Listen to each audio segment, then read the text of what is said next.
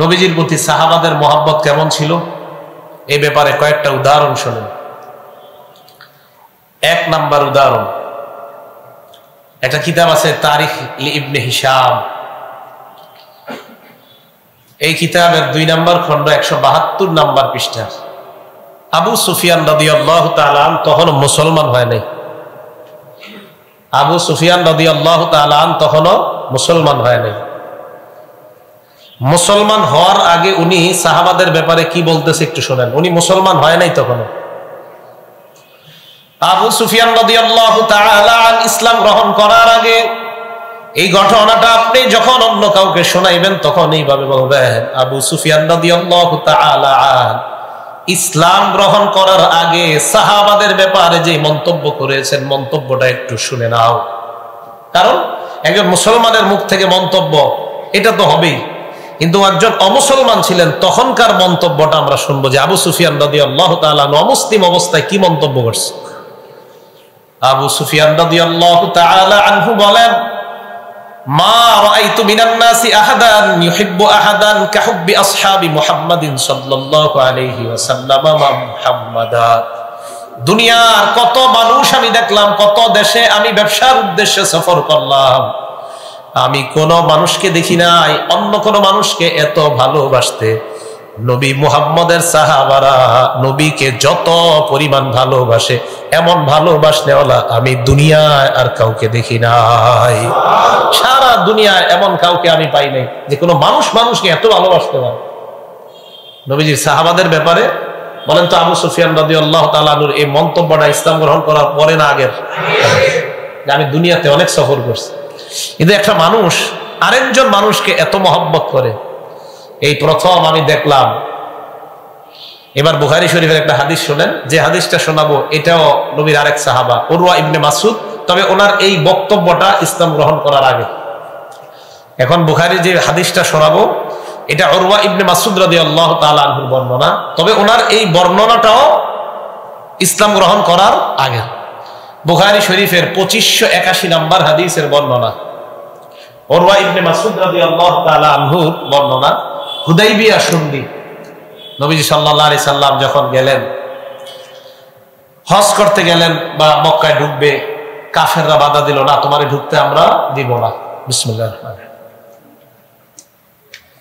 কাফেররা সন্ধি করার জন্য আমাদের নবীজির কাছে একজনে পাঠাইছে, কয়েকজনকে পাঠাইছে। এর মধ্যে যাকে পাঠাইছে কাফেররা তার নাম ছিল উরওয়া ইবনে মাসউদ। কি নাম ছিল? এই উরওয়া ইবনে মাসউদ উনি কিন্তু সাহাবা ছিলেন। তো নবীজির কাছে যখন পাঠাইছে তখন তিনি ইসলাম গ্রহণ করে নাই তখন। তো নবীজির সাথে কথাবার্তা বললেন, অনেক সন্ধি হইল, কথাবার্তা হইল। হওয়ার পর উনি চলে গেলেন কাদের কাছে? কাফেরের কাছে। কাফের মুশরিকরা বলা বলি করতে লাগলো, নবীর কাছে গেলা, মুহাম্মদের কাছে, তার সাথীদের কাছে গেলা, কি খবর নিয়ে আসলা আমাদেরকে বলো। এই জায়গায় সাল্লাল্লাহু আলাইহি সাল্লাম আমরা বলবো, কিন্তু কাফেররা তো আর সাল্লাল্লাহু আলাইহি সাল্লাম পড়ে নাই। কি খবর নিয়ে আসছো বলো। উরওয়া ইবনে মাসউদ কয়, তোমাদেরকে কি বলবো, আল্লাহি লাকাদ ওয়াফাততু আলাল মুলুক, দুনিয়ার কত রাজা বাদশার দরবারে আমি গিয়েছিলাম। ওয়া ওয়াফাততু আলা কায়সার ও কিসরা, আমি কায়সার এবং কিসরার দরবারেও আমি গিয়েছিলাম। ওয়ান নাজাশি, বাদশা নাজাশির কাছে আমি গিয়েছিলাম। দুনিয়ার মধ্যে এত সফর আমি করলাম, কত রাজা বাদশার কাছে গেলাম। আল্লাহর কসম, ইন রাআইতু মালিকান কত্তু, আমি দুনিয়াতে এমন কোন রাজা বাদশাকে দেখি নাই ইউআযযিমুহু আসহাবুহু কামা ইউআযযিমুহু মা ইউআযযিমুহু আসহাবু মুহাম্মাদিন মুহাম্মাদা।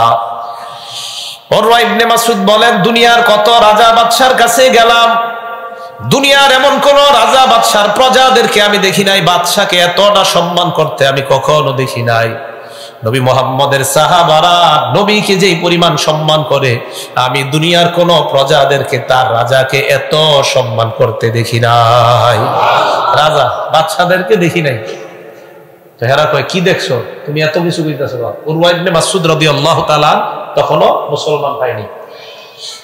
তো উরওয়া ইবনে মাসউদ কয়, আল্লাহি ইন তানাখামা নুখামাতা, উনি যখন মুখ থেকে একটু থুতু ফেলায় ইল্লা ওয়াকাত ফি কাফি রাজুলিন মিনহুম, থুতুটা মাটিতে পড়তে পারে না, পড়ার আগে তার অনুসারীদের কারো না কারো হাতের তালুর মধ্যে পড়ে যায়। উনি থুতু ফালায়, পড়ে না মাটিতে। থুতু ওনার মাটিতে পড়ার আগে সাহাবায়ে কেরাম প্রতিযোগিতা করে কার আগে কে নিয়ে নেবে, নিয়ে নেয়। আচ্ছা, তারপর নেওয়ার পর কি করে জানুনি? দালাকা বিহা ওয়াজহাহু ওয়া জিলদাহু, চেহারা আর শরীরের মধ্যে মাখে। আজীব থুতু, আর কি দেখছো? এবার তিনি বলেন আমি যখন দেখলাম তিনি যখন তাদেরকে কোনো কাজের আদেশ করে, কাজের আদেশটা পালন করার জন্য তারা একজন আর একজনের সাথে প্রতিযোগিতা করে কে কার আগে নবীর আদেশটা পালন করতে পারে। আর কি দেখলাম? আরেকটা দৃশ্য দেখলাম, তিনি যখন উযু করে, অজুর পানিটা অতিরিক্ত যদি থাকে অথবা অজুর পানিগুলা যখন পড়ে, এই পানিগুলা নেওয়ার জন্য সাহাবাদের মধ্যে এক প্রকার লড়াই শুরু হয়ে যায়, কার আগে গিয়ে আল্লাহ নবীর ওই পানি মুবারক গ্রহণ করতে পারে। হ্যাঁ, নবীজির পানি। সাহাবায়ে কেরাম নবীজিরে চিনছে, সাহাবায়ে কেরাম নবীজিরে চিনছে। এই যুগে মানুষ দাবি করে নবীজির হাদিস নাকি এই যুগের মানুষ সাহাবাদের চেয়ে বেশি বুঝে নিয়েছে। কত কষ্টকর কথা। বলেন, সাহাবারা নবীজিকে যতটা বুঝছে, এখন আপনি যদি মনে করেন আপনি যদি ছাদের উপরে উঠা বলেন আমি সাহাবাদের চেয়ে বেশি বুঝছি, যদি তোমরা না মানো আমি লাভ দিয়ে মরে যাবো, আমাদের বলতে হবে ভাই তুমি মরে যাও, এরপরে তোমার এই দাবি সত্য না। সাহাবাদের চেয়ে নবীকে বেশি বুঝছে, এই দুনিয়াতে যদি কেউ দাবি করে যে আমরা সাহাবাদের চেয়ে নবীকে বেশি বুঝছি, এটা যত বড়, যদি মনে করেন আমি পুরা দুনিয়ার সব বিদ্যা আমারে দিয়ে দিছে, দেওয়ার পরে যদি আমি বলি মনে করেন সব বিদ্যা আমি পাইয়া গেছি, আল্লাহ দিস, এরপরে যদি বলি ভাই আমি সব বিদ্যা একত্রিত করে বলতেছি নবীজির সবচেয়ে একজন আদনা যে সাহাবা ওনার চেয়ে নবীরে বেশি আমি বুঝছি, আমি মিথ্যাবাদী। অসম্ভব। সাহাবাদের চেয়ে নবীজিকে বেশি কেউ বুঝছেন আমি আপনি, অসম্ভব। রাসূল করিম সাল্লাল্লাহু আলাইহি সাল্লামের সাহাবারা নবীজিকে এই পরিমাণ ভালোবাসতেন, থুতু নেওয়ার জন্য পাগল হয়ে যায়। এটা গেল 2 নাম্বার উদাহরণ। উদাহরণ নাম্বার 3, মুসলিম শরীফের হাদিস, হাদিস নাম্বার 2325 নাম্বার হাদিস মুসলিম শরীফের। আনাস রাদিয়াল্লাহু তাআলা আনহু কি বলে দেখেন। হযরত আনাস রাদিয়াল্লাহু তাআলা আনহু বলেন, রাআইতু রাসূলুল্লাহ সাল্লাল্লাহু আলাইহি ওয়াসাল্লাম, আমি নবীকে দেখলাম, আল হাল্লাকু ইয়াহলিকু রাসাহু, আল্লাহ নবী এক জায়গায় বসা, নবীর চুল মুবারক গুলো একজন কাটতেছে, আমি তাকায় দেখলাম। ওয়া তাফা বিহি আসহাবুহু, নবীর সাহাবারা তার চারপাশে বসা, নবীজির চুল কাটতেছে, সাহাবারা চারদিকে বসা। হযরতে আনাস কয় জানুনি কেন সাহাবারা চারদিকে বসে আছে? মা ইউরিদুনা আন তাকা শারাতুন ইল্লা ফি কাফি রাজুলিন মিনহুম, তাদের টার্গেট আল্লাহ নবীর মাথার একটা চুলও যেন মাটিতে পড়তে না পারে। সবাই এইভাবে হাত পেতে আছে, একটা চুল মাটিতে পড়তে দেয় নাই। ভাবেন তো, সেলুনে চুল কাটলে কয়জনে পারবেন যে এত চুল, একটা চুল পড়তে দিবে না? হ্যাঁ, একটা চুল পড়তে দিবে না। নবীজি মাঝে মাঝে বাবরি রাখতেন, মাঝে মাঝে 3 অবস্থার চুল রাখতেন, তো মাঝে মাঝে কাটতেন। যখন কাটতেন সাহাবারা এইভাবে হাত পাইতে থাকত, একটা চুল মাটিতে পড়তে দিবে না সাহাবারা। মা ইউরিদুনা আন তাকা শারা, তারা কেউ চায় না নবীর একটা চুল মাটিতে পড়বে, অসম্ভব।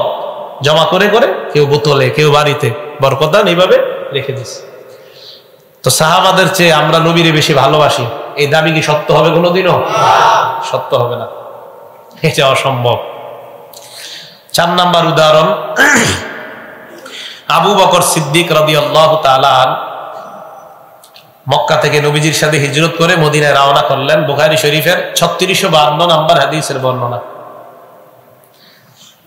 আযেব নামে এক ব্যক্তির ক্ষেত্রে থেকে আবু বকর সিদ্দিক রাদিয়াল্লাহু তাআলা একটা হাউদা কিনলেন। হাউদা, হাউদা বুঝেন? ওটের উপরে এটা বিছায়, এটার উপরে বসবে জিন, হাউদা যাই বলেন। তো আবু বকর সিদ্দিক রাদিয়াল্লাহু তাআলা আনহু ইশতারা, একটা হাউদা কিনলেন 13 দিরহাম দিয়ে। কয় দিরহাম? 13 দিরহাম। হাউদা কিনার পর আযেব রাদিয়াল্লাহু তাআলা আনহুকে বললেন, আযেব তুমি তোমার সন্তান বারাকে বলবা এই হাউদাটা যেন আমার কাছে পৌঁছে দেয়, আমি তোমাকে টাকা দিয়ে গেলাম, সময় মতো বলবা হাউদাটা পৌঁছিয়ে দেওয়ার জন্য। আযিব রাদিয়াল্লাহু তাআলা আনহু বলে, না, আমি আমার সন্তানের মাধ্যমে এই হাউদা আপনার কাছে আমি পাঠাবো না, যতক্ষণ না পর্যন্ত আমাকে একটা ঘটনা না শোনাবেন ততক্ষণ পর্যন্ত আমি হাউদা আপনার বাসায় পৌঁছাবো না। আবু বকর সিদ্দিক কয়, কি ঘটনা? কয়, আপনি যখন আল্লাহ নবীর সাথে মক্কা থেকে হিজরত করে মদিনায় আসছিলেন, আসার পথে উল্লেখযোগ্য কোন ঘটনা আমাকে না শোনানো পর্যন্ত আমি হাউদা আপনার কাছে পৌঁছাবো না। আগে শোনান। আবু বকর সিদ্দিক কয়, নবীর সাথে আমি রওনা করলাম।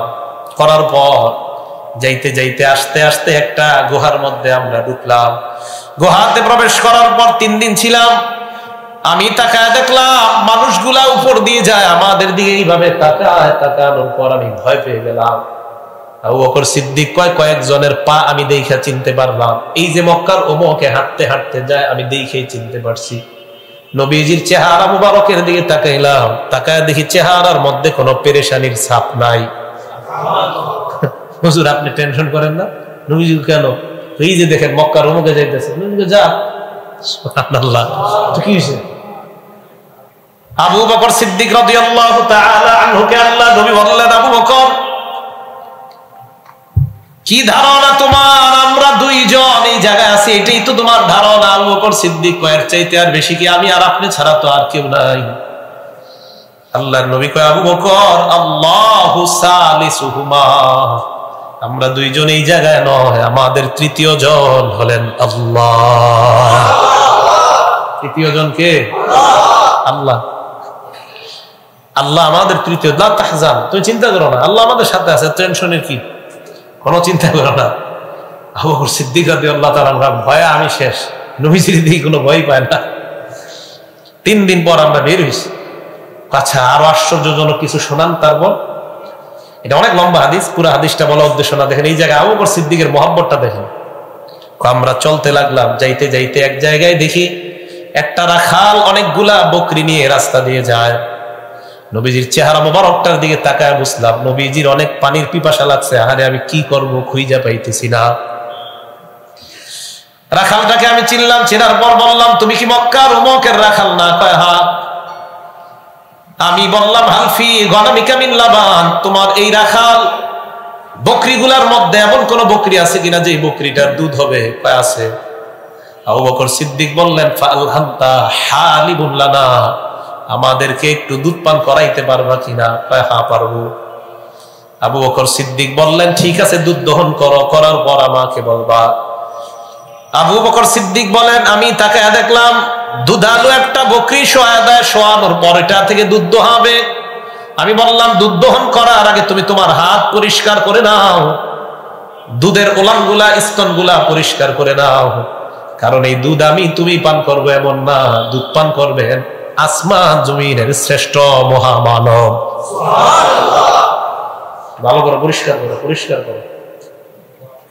পরিষ্কার করছে, তোমার হাত পরিষ্কার করো। হাদিস আসছে বুখারী শরীফের বর্ণনা 3652 নম্বর, এরকম করছে। এই যে দেখেন, হ্যাঁ এভাবে হাত পরিষ্কার করবো। আবার এভাবে ভালো ছিল তো, এবার হাদিস আসছে এটা যে হাত ঝাড়লো এইভাবে। হাত ঝাড়ার পর এবার হয়েছে তো? হ্যাঁ হয়েছে, এবার ওলান ঠিক মতো পরিষ্কার করো। চিন্তা করেন কতটা কষ্ট, কতটা চিন্তিত, কতটা পেরেশানির মধ্যে চলতেছে সফর। পিছনে শত্রুরা যে কোনো মুহূর্তে ধরা খাওয়ার সংখ্যা। ওই মুহূর্তে নবীর জন্য কতটা টেনশন যে নবী দুধ পান করবে, ওই দুধটা যেন ফ্রেশ, একদম কোনো ময়লা না থাকে। ওই মুহূর্তে ভালো না বাসলে এই চিন্তা মাথায় আসতে পারে না। পরিষ্কার করো।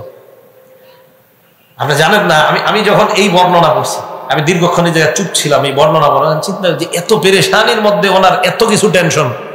ওলান পরিষ্কার করো, হাত পরিষ্কার করো। আমি তুমি সাধারণ কেউ খাবে না, খাবে যে ওনার জন্য পরিষ্কার হতেই হবে, করো। তো পরিষ্কার করছে, করার পর হাদিসে আসছে এক পাত্র দুধ আনছে। আবু বকর সিদ্দিক রাদিয়াল্লাহু তাআলা আনহু দুধ নিয়ে নবীজির কাছে গিয়ে দেখে নবীজি ঘুমায় গেছে। নবী সাল্লাল্লাহু আলাইহি সাল্লাম যে জায়গায় ঘুমাবে, আবু বকর সিদ্দিক রাদিয়াল্লাহু তাআলা আনহু বলেন, কষ্ট লাগতেছে, কোন জায়গায় ঘুম পাড়ামু? দেখলাম যে একটা পাথর, এই পাথরটা এমন একটা পাথর যে পাথরের নিচে একটু ছায়ার মতো আছে, পাথরটা এইভাবে নিচে ছায়া। আমি নবীজিকে ওই জায়গার মধ্যে বললাম একটু শুয়ে পড়েন। ওই জায়গায় শুয়ে আসার পর দুধ নিয়ে গেলাম, গিয়ে দেখি ঘুমায় গেছে। দুধ নিয়ে দাঁড়ায় রইলাম, কি করি, দুধের মধ্যে হাত দিয়ে আমি দেখলাম দুধের পুরা নিচ পর্যন্ত যদি একটু ঠান্ডা দুধ হয় তো নবীজি পান করে খুব আরাম পাবে, এবং ওই ঠান্ডা দুধটা যেহেতু আমরা ক্লান্ত, এত সফর করে হাঁটতেছি একের পর এক, তো নবী সাল্লাল্লাহু আলাইহি ওয়াসাল্লাম ওই মুহূর্তে যদি ঠান্ডা দুধটা পান করে তো নবীজির খুব ভালো লাগবে। প্রচন্ড গরমে আপনি এক গ্লাস ঠান্ডা পানি পান করলে দেখবেন আপনার শুকরিয়া শুধু মুখ দিয়ে আসবে না, হাত পা সব দিক দিয়ে শুকরিয়া বেরোবে। ঠিক না? প্রচন্ড গরমের মধ্যে, প্রচন্ড গরমের মধ্যে বাহির থেকে আসছেন, প্রচন্ড গরমের মধ্যে বাহির, বলেন তো রমজান মাসটা যদি গরমকাল হয় তখন ইফতারের সময় পানিটা কেমন মজা লাগে, হাসির ঠান্ডা হয়। হ্যাঁ, আপনার মনে হবে যে থুর আলুর চোখ বেগুনি পরে আগে 1-1.5 কেজি এটাই খাই। তোমায় বুঝাইতে চাইলাম ঠান্ডা এটা কোনো সময় মুখ দিয়ে শুধু শুকরিয়া বলা লাগে না, তখন আপনার মনে আলহামদুলিল্লাহ খুব ভালো লাগতেছে, শরীরটা মনে হয় যে আপনার শরীরের রগ রেশা থেকে শুকরিয়া বাইর হইতেছে আল্লাহর। জন্য আসলে গরমকালের রোজাটাই মুমিনদের জন্য বেশি জরুরি, কিন্তু আমাদের শীতকালে রোজা এসে যেতেছে আস্তে আস্তে, হয়তো আর 7-8 বছর পরে পূর্ণ শীতের মধ্যে পেয়ে যেতে হবে রোজা। যাই হোক, আল্লাহ যখন দিবে আমরা তখনই রাখবো। মুমিনরা গরমকাল আর শীতকাল না, যখন বলবে আল্লাহ আমরা তখনই রোজা রাখবো। তো দুধটা আমি নিয়ে দাঁড়ায় রইলাম, সামান্য একটু পানি দিলাম, সামান্য ঠান্ডা পানি, কেন এটা যেন নিচে যায় পানিটা। তো নিচে যাওয়ার পর হাত্তা বাদা আসফালুহু, দুধটা নিচের অংশটুকু সহ পুরাটা একদম ঠান্ডা হয়ে গেছে। নবীজি জাগ্রত হয়েছে, জাগ্রত হওয়ার পর আবু বকর তুমি, আবু বকর সিদ্দিক বলেন আমি দুধটা নিয়ে বললাম ইশরাব ইয়া রাসূলুল্লাহ, হুজুর আপনি দুধটা পান করেন।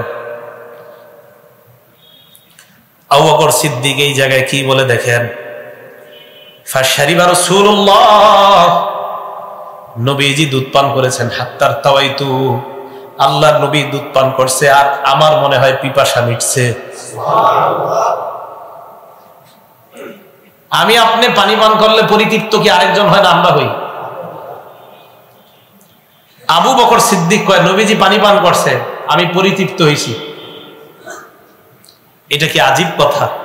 হ্যাঁ, এই কথাগুলো একটু ভাববেন, কি কইতাছে দেখেন, নবীজি পানি পান করছে আমি পরিতৃপ্ত হয়েছি, মানে কি?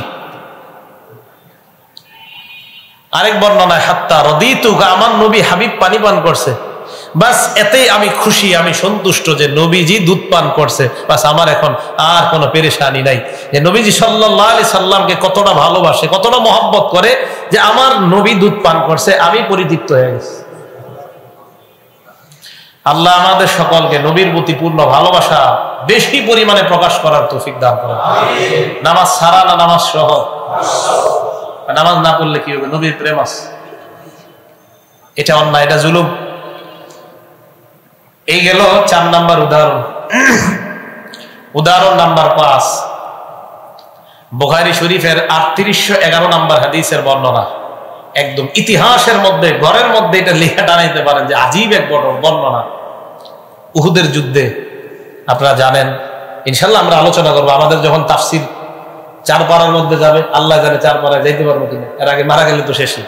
4 পারায় গেলে উহুদের যুদ্ধ আসবে, বদরের যুদ্ধগুলো আসবে। 2 পারার মধ্যে আমাদের বদরের ব্যাপারে কিছু আসবে, 2 পারার মধ্যে যদি আমরা যাইতে পারি সেখানে যুদ্ধের ব্যাপারে কিছু আলোচনা আসবে। 4 নাম্বার পারায় গেলে বদর, উহুদ এগুলো আসবে, খন্দকের ব্যাপারে আসবে যদি 22 পারায় যাই। যাই হোক, এইভাবে আমিন। রাসূল কারীম সাল্লাল্লাহু আলাইহি সাল্লাম উহুদের যুদ্ধের ময়দানে, আপনারা জানেন যে মুসলমানরা প্রথমে অবস্থা ছিল খুব ভালো, একটা পর্যায়ে মুসলমানদের ছত্রভঙ্গ হয়ে গেল। যাই হোক, এটা লম্বা আলোচনা। নবীজি বলেছিলেন অমুক পাহাড়ের উপর তোমরা থাকবা, এই 50 জন, যুদ্ধে আমাদের জয় হোক পরাজয় হোক তোমরা এখান থেকে নড়বা না, বলে দিস। সাহাবা 50 জন ওই জায়গায় হাস। ইতিমধ্যে দেখে মুসলমানদের জয় জয়কর অবস্থা, সব সাহাবারা একের পর এক পাহাড় থেকে নামতেছে। আমির সাহেব যিনি ছিলেন তিনি বললেন নবীজিকে কিন্তু বলছে জয় পরাজয় যা হোক এখানে ছাড়া যাবে না। এরা কয় আরে জয় তো হয়ে গেছে। তো নবীজি সাল্লাল্লাহু আলাইহি সাল্লাম এই কথাটা বলেছিলেন, আমিরের আনুগত্য তখন হয়নি একটা অংশ। একটু পরে খালিদ ইবনুল ওয়ালিদ রাদিয়াল্লাহু তাআলা আনহু তখনও মুসলমান হয় নাই, তিনি পিছন দিক দিয়ে অতর্কিত এক হামলা চালায় পুরো মুসলমানদেরকে ছত্রভঙ্গ করে দিয়েছে। তো উহুদের যুদ্ধে প্রায় 70 জন মুসলমান শাহাদাত বরণ করছে। তো যাই হোক, উহুদের যুদ্ধটা একটা অনেক বড় শিক্ষা ছিল। তো খালিদ ইবনে উহুদের যুদ্ধে মাঠে গিয়ে যুদ্ধ করার পক্ষেই ছিলেন না নবীজি। উহুদের যুদ্ধের প্রেক্ষাপট আমরা ওই সময় আলোচনা করবো। মাঠে গিয়ে যুদ্ধের পক্ষেই নবী ছিলেন না। যুবক সাহাবারা বলছিলেন না, আমরা মাঠে গিয়ে লড়াই করব। বয়স্ক সাহাবারা বলছিলেন মাঠে গিয়ে লড়াই হবে না হুজুর, আমরা মদিনায় থেকেই আমাদের নারীরা ছাদের উপরে উঠে ইট মারবে, আমরা রাস্তাঘাটে থাকবো। নবীজি এটা পছন্দ করছিলেন। মুরব্বীদের পরামর্শ, তাদের পরামর্শ আকল থেকে আসে, আর যুবকদের পরামর্শ জজবা থেকে আসে। কথা বুঝে আসছে? এই জন্য যুবক আর মুরব্বী উভয়ে মিলে যদি ইসলামের মধ্যে আমরা কাজ করি তাহলে এই কাজে বরকত হবে। এই জন্য বর্তমানে আমাদের অনেক যুবকরা মুরব্বী ওলামায়ে কেরামদেরকে দাম দিতে চায় না। আরে এরা কি বুঝে, এরা পুরাতন না, ওনাদের বুদ্ধি ছাড়া আপনি অসহায় হয়ে যাবেন। তো মুরব্বী সাহাবারা নবীজিরে বলছে, হুজুর আমরা লড়াই করব মদিনায় থেকেই, আমাদের নিয়ন্ত্রণে যুদ্ধ থাকবে, আমাদের নারীরা ছাদের উপরে উঠবে, প্রয়োজনে যদি ওঠার হয় উঠবে, ওঠার পর সেখান থেকে পাথর মারবে বা যা পারে মারবে, আর আমরা যদি মদিনায় থেকে লড়াই করি আমাদের পানি খাবারের কোনো সমস্যা হবে না। নবীজি এটা পরামর্শটা নবীজির কাছে ভালো লাগছে। যুবক সাহাবারা এসে বললেন না, আমরা মাঠে গিয়ে লড়াই করব। নবী সাল্লাল্লাহু আলাইহি সাল্লাম দেখলেন যে যুবকদের পীড়াপিড়িতে এক পর্যায়ে নবীজি মাশওয়ারা করে যুবকদের পক্ষে রায় দিয়ে মাঠে লড়াই করার জন্য নবী প্রস্তুত হইলেন। নবীজি ভিতরে গেছে উহুদের যুদ্ধের জন্য, ভিতরে গিয়ে বর্ম পরে বাহিরে আসবে লড়াই করতে। ভিতরে যাওয়ার পর যুবক সাহাবাদের বুঝে এসে গেছে, ইন্না লিল্লাহ, আমরা মনে হয় নবীজির বেশি প্রেসার দিয়ে ফেলছি, মনে হয় ঠিক হয় নাই। তো মুরব্বী সাহাবাদেরকে যুবকরা বললেন, নবীজির একটু বুঝান, আমরা আমাদের ভুল হয়ে গেছে, আমরা এখানেই লড়াই করবো থেকে। ইতিমধ্যে নবীজি যুদ্ধের পোশাক পরে বের হয়ে গেছে। বের হওয়ার পর সাহাবারা বললেন, হুজুর এখন তো আমরা সবাই এখানে থেকেই লড়াই করতে চাই। নবীজি বললেন, না, আর হবে না। নবীরা যখন কোনো নিয়ত করে যুদ্ধের পোশাক পরে, ওই নিয়তে যা হবার হবে বাস আগাইতে হবে। আমি ভিতরে গিয়ে নিয়ত করে ফেলছি মাঠে, এখন এই নিয়ত আর পরিবর্তন করা যাবে না। এর আগে নবীজি একটা স্বপ্ন দেখছিলেন, ওই স্বপ্নের ব্যাখ্যা নবীজি ভালো দেয় নেই। নবীজি বলছে, আমি একটা স্বপ্ন দেখছি, স্বপ্নে এমন এমন মনে হয়েছে, আমার মনে হচ্ছে মুসলমানদের প্রাথমিক দিকে অবস্থা ভালো থাকবে, শেষের দিকে মনে হচ্ছে আমাদের অবস্থা ভালো হবে না, এগুলা বলছে নবীজি। কিন্তু নবীজি যখন যুদ্ধের পোশাক পরছে তখন নবীজি বললেন, না, নবীরা যখন যুদ্ধের পোশাক পরেই ফেলে সেটা ফায়সালা হওয়ার আগ পর্যন্ত আর খোলে না, যা হবার হবে চলো। কথা বুঝে আসছে? আমি পূর্ণ বিস্তারিত বলি না, ইনশাল্লাহ বলবো আমরা। উহুদের ময়দানে সাহাবারা যাওয়ার পর নবীজি বললেন, জয় পরাজয় যা হোক, তোমরা 50 জন ওই পাহাড় থেকে নড়বা না। তো ওনারা কি করছে? পাহাড় থেকে নড়ে গেছে। খালিদ ইবনুল ওয়ালিদ তখনও মুসলমান হয়নি।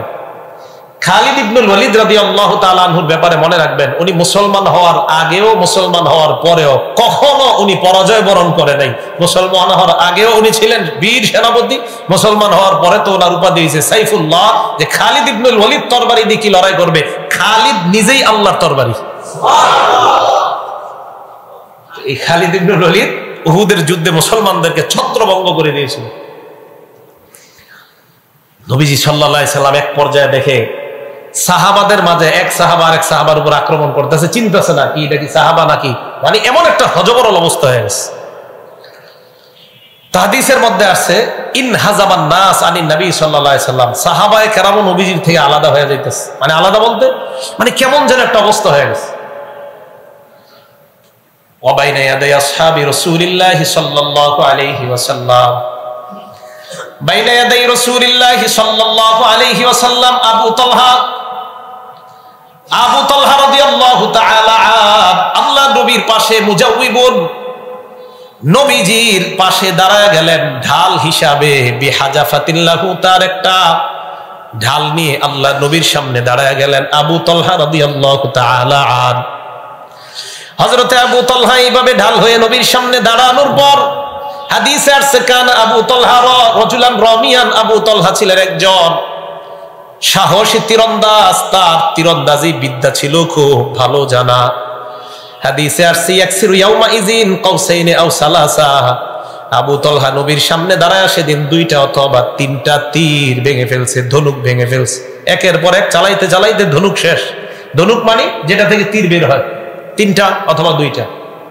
তো আবু তালহা মহব্বতের জায়গাটা দেখেন, নবীজি তো আবু তালহার পিছনে আছে, নবীজি হঠাৎ এমন করছে, দেখেন, ফাশরাফান নবী সাল্লাল্লাহু আলাইহি ওয়াসাল্লাম, আল্লাহর নবী এইভাবে একটা উকি মারলেন দেখার জন্য, দেখি কি অবস্থা আমার সাহাবার কাফেরদের কি অবস্থা। আবু তালহা আল্লাহ নবীকে বললেন, লা তুশরিফ বিআবি আনতা ওয়া উম্মি ইয়া রাসূলুল্লাহ, আমার মা বাবা আপনার উপর কুরবান হোক, আপনি এইভাবে উকি মেরে তাকাবেন না। নবীজি বলেন, কেন? কয়, হুজুর আপনি যদি তাকান, বেঈমানরা যদি কোনোভাবে আপনাকে দেখতে পারে, ইউসিবুকা সাহমুম মিন সিহামিল কওম, না জানি তাদের কোন তীর এসে আপনার শরীরে লেগে যায়, আমি এটা বরদাস্ত করতে পারবো না। সামনে দাঁড়ায় গেছে, ডানে বামে যেদিক থেকে তীর আসতেছে দাঁড়ায় যাইতেছে, একের পর এক শরীরে তীর লাগতেছে। নবীজিকে বললেন, হুজুর তাদের তীর আপনার শরীরে এসে লাগবে, আমার আব্বা আম্মা আপনার জন্য কোরবান হোক, আপনি এখান থেকে উকি মেরেন না। এখান থেকে উকি মেরে যদি আপনি তাকান, আপনার উপর না জানিয়ে সে কোন তীর আপনাকে শেষ করে দেয়, হুজুর আপনি তাকায়েন না। নবীজি সাল্লাল্লাহু আলাইহি সাল্লামের প্রতি সাহাবায়ে কেরামের ভালোবাসার দৃষ্টান্ত দেখেন। আবু তালহা রাদিয়াল্লাহু তাআলা নবীজির ঢাল দিয়ে কি রক্ষা করবে, নিজেই নবীজির দেহ মোবারকের সামনে ঢাল হয়ে গেলেন, আসো কোন অস্ত্র আসবে সব আমার শরীরে লাগুক।